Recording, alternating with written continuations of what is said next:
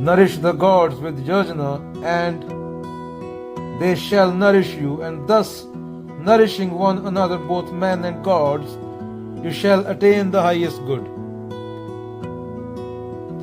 33 करोड़ जो देवी देवता हैं वो इसलिए बनाए गए थे कि वो सत्य तक पहुंच जाए आदमी। वो साधन थे, वो माध्यम थे।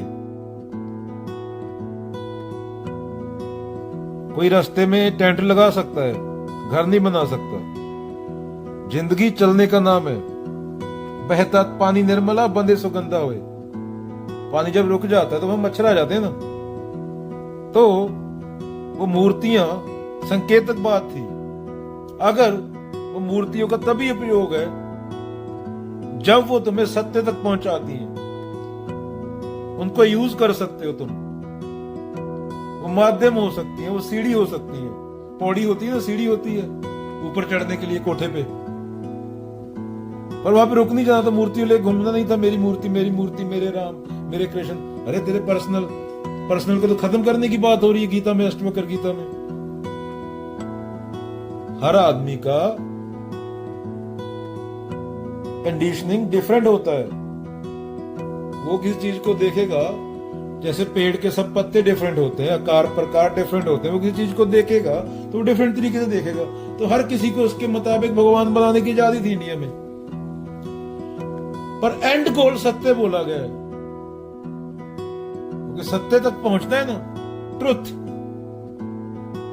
चेतना को सत्य के पास जाकर ही चेतना की सफरिंग खत्म होगी। जब तक कामना है, जब तक कामना करने वाला है, जब तक चाहने वाला है, मांगने वाला है, भिखारी है, समाज से मांगने वाला, अपनी कंडीशनिंग के मुताबिक। जंगल में बंदे को छोड़ दो, जो जानवरों के मुताबिक, जानवरों के साथ बड़ा हो तो वैसा हो जाएगा वो। ये सारी कंडीशनिंग है।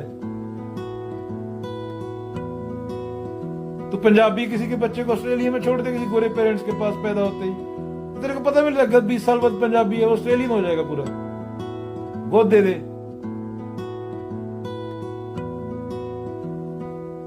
तो इसलिए बनाए गए थे। सत्य के साथ एक होना था। कामना करने वाले को जानना था, कामना करने वाला खत्म हो जाता।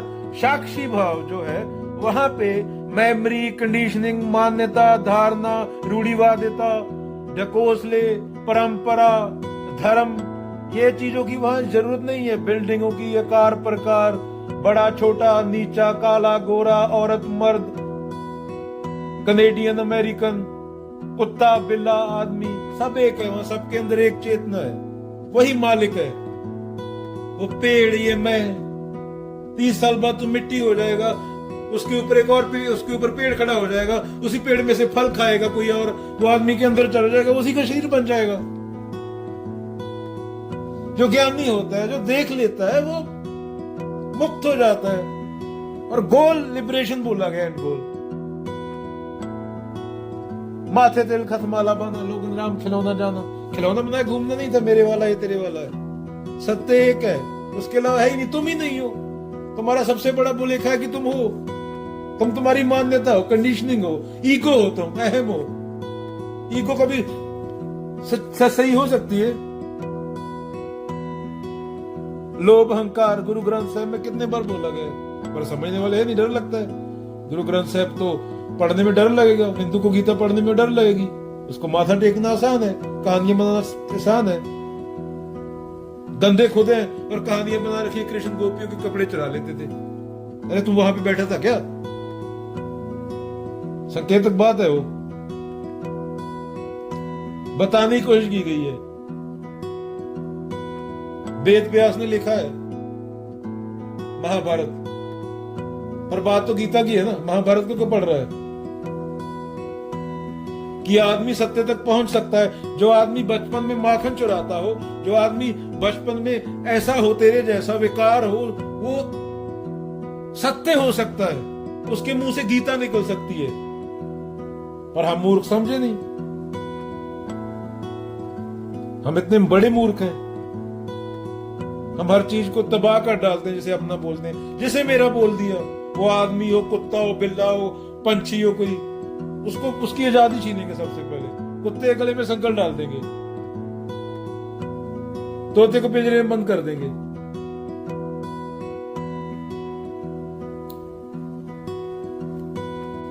बोल रहे हैं इसमें verse number 11 chapter 3 Gita, in the world there are many things good and enjoyable like wealth, children, popularity, prosperity, etc. Of all these the highest good is liberation, is attained by the worship। 24 घंटे नमाज फकर दी, 1 घंटा टांगे ऊपर सीधी करने को कुछ नहीं बोला जाता। गली जोग ना हुई, अंजन माहे निरंजन रहिए, जोग जोग तेज पाइए। Being by the worship of truth which is covered by the indestructible power of माया। तुम्हारे ऊपर माया का रंग चढ़ा, उसको हटाओ, नेति नेति करो, जो मन से ना उतरे माया कहिए सोए। फिर सेम बात, वो तुम कितना बड़ा बलिदान होगा तुम्हारा, उसके ऊपर डिपेंड है तुम कितना खुद को खत्म करोगे। जैसे पतंगा आग पे जाके जल जाता है, कि तुम कितना आगे बढ़ोगे इस रास्ते में। ट्रुथ इज पाथलेस लैंड, वहां भीड़ नहीं मिलेगी, अकेले। हर आदमी को अकेले रास्ता बनाना पड़ता है। अगर 2 मिलियन बंदा पहले ही एक धर्म का उस पर चल रहा है, वो रास्ता गलत है। अगर एक बाबा के सामने 2 बिलियन बंदा बैठा है, घंटी बजा रहा है, टल खड़का रहा है, तो वहां पे नहीं मिलेगा कुछ तुमको। वहां पे सिर्फ मान्यता, डकोसले, अहम, ईगो सेटिस्फाई हो रही है। ट्रुथ इज पाथलेस लैंड, कामना करने वाले का खात्मा। 10 रुपए दे के 100 रुपए मांगना, ये कामना खात्मा नहीं, ये तो कामना को बढ़ावा दिया जा रहा है। कबीर हज का बेगे हो, अगे मिले खुदा है। तुझे किस मूर्ख ने बोल दिया कि मैं इस बिल्डिंग में बैठा हूं? 4 तल होते हैं, पहला कल्पनाओं का होता है,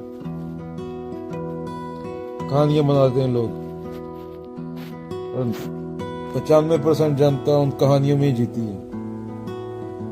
कपोल कल्पना, वो भूत उड़ा जा रहा है, वो चुड़ैल आ गई, वो काला कुत्ता भूत जैसा दिखता है, मेरा पैर किसी ने दबा दिया था रात को चलते चलते। दूसरा तल होता है भावनाओं का, ये मेरा है इसलिए ये अच्छा है, ये दूसरे का है इसलिए ये बुरा है। जब जो दूसरे के पास था वो मेरा हो गया, तब वो अच्छा हो गया क्योंकि मेरा है। तीसरा होता है तथ्यों का, इसमें साइंस आती है। पर तथ्य में भी खोज करने वाला होता है, खोजी होता है। साइंस बहुत पवित्र चीज है। तथ्यों का तल ये तीसरा है, इसमें कपोल कल्पनाओं के लिए कोई जगह नहीं है, इसमें तथ्य देखे जाते हैं। और चौथा तल होता है संतों का, जो कोई बिलियन में से एक जाता है, उसमें साक्षी होता है सिर्फ, इसमें 2 नहीं होते। कबीर के पास जाके पूछेगा तो चांद कहाँ है? चांद तुझे देख रहा है, तेरा चांद है, तेरे मुताबिक जैसी तेरी जगह में पैदा हुआ वैसी तेरी कंडीशनिंग हुई, उस हिसाब से तू चांद को देख रहा है। अगर इंडिया में पैदा हो तो चांद पे को देख के तेरे को आएगा वहां बुड्ढी बैठी है। ब्राजील में पैदा हो, तेरे को लगेगा कोई वहां पे ग्रीक गॉड बैठा है, कोई बंदर बैठा है। तो जहां की जैसी कहानी है उस हिसाब से कल्पनाओं का तल ये है। और कबीर बोलेंगे चांद है ही नहीं, मैं तो साक्षी हूं।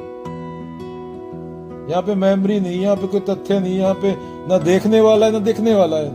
दिखने वाला देखने वाले पे डिपेंड है, देखने वाला देखने वाले पे डिपेंड है। किसको देख रहा है? बीच में ईगो आ रही है ना, बीच में कंडीशनिंग आ रही है। तो अपनी माँ को भी देख रहा है, अपनी बहन को भी देख रहा है, वो भी तेरी कंडीशनिंग है। उनके मुताबिक तेरे मन में तेरी मान्यता बनाई हुई है तूने। तो जो संत देखता है वो इन विकारों से परे होता है, उसकी कंडीशनिंग नहीं होती। तो वहां है ही नहीं एक मूर्त ने, एक दर्शन की निरूप ने, खेल खेल खेल खेल अनंत को। फिर एक रस्सी थी, तुझे सांप लगा, लाइट जगाई, वो रस्सी निकली। और रस्सी तू है, रस्सी के बारे में तेरी मान्यता है, तूने जिस घर में पैदा हुआ, जिस जगह पैदा हुआ, उस तरह से तो तू मान्यता से रस्सी को देख रहा है। और मान्यता क्या है? पास्ट है। प्रेजेंट में तो कोई मान्यता हो ही नहीं सकती, प्रेजेंट में तो कोई डरा हो ही नहीं सकता। तो हम जीते ही पास्ट में हैं। तो देखने वाला देखने वाला, observer is the observe. I am therefore I think, मैं हूं इसलिए मैं देखता हूं, इसलिए मैं सोचता हूं। होना पहले देखने वाला साक्षी भाव, जो सिर्फ दृष्टा मात्र है। नदी बह रही है, शरीर और मन बदल रहे हैं, वो नदी में, नदी के साथ, पानी के साथ बह रहे हैं। जिसने ये जान लिया कि मैं बहने वाला नहीं हूं, कृष्ण बोलते हैं वो नदी के किनारे बैठेगा, नदी बह रही है, देखेगा, जाके समुद्र में गिर रही है नदी, समुद्र के साथ एक हो रही है। नदी थी, समुद्र हो गई। नदी खुद को नदी समझ रही है, नदी है समुद्र। तो देखने वाला दूर बैठ के देख रहा है, खेल हो रहा है प्रकृति का। शरीर अपना खेल कर रहा है, ऐसा नहीं कि जंगल में जाके बैठ गया। थॉट अपना खेल कर रही है, ना उसको दुख है ना सुख है, वो साक्षी है, सिर्फ अवेयर है, सेल्फ अवेयर है। सेल्फ नॉलेज इसी को बोला गया है। चांद कहाँ है? चांद, सूरज कहाँ है? सूरज तेरा सूरज तू संभाल, तू है, तेरी सूरज के बारे में मान्यता है, तो तेरे मुताबिक वो सूरज है, दूसरे बंदे के मुताबिक सूरज और तरह से, उसकी सोच और है सूरज के बारे में। तो 8 बिलियन बंदा, 8 बिलियन सूरज, तो किसका सूरज असली है? 2 बंदों की सूरज के बारे में मान्यता एक हो ही नहीं सकती, थॉट हो ही नहीं सकती। पेड़ के 2 पत्ते सेम नहीं हो सकते, पर है एक ही, आकार प्रकारों के बाद एकमकार बोल दिया, शून्यता बोल दिया, अहम ब्रह्मास्मि बोल दिया, तत्वमसि बोल दिया, अनल हक बोल दिया। तो ये देखना होता है चीजों को। ये बॉलीवुड वाले ड्रग्स लेते हैं, इनसे क्या, संतों के पास जाओ ना। ये खुद एलन मस्क सुसाइड करने का सोच रहा है, तुम तो एलन मस्क जैसा तुम्हारी 40 पीढ़ियां नहीं कमा सकती, अगर पैसे ही मिलता होता। तो रविदास को, कबीर को और बाबा नानक को तो कुछ नहीं मिलता। अगर पैसे से तुम्हें जो चाहिए मिल जाता, तुम्हारी कामना पूर्ति हो जाती, तुम तो मांगने भी, कामना वाला जाता है वहां पे, कामना वाले को खत्म होना पड़ेगा। हम प्रेजेंट में जीते ही नहीं।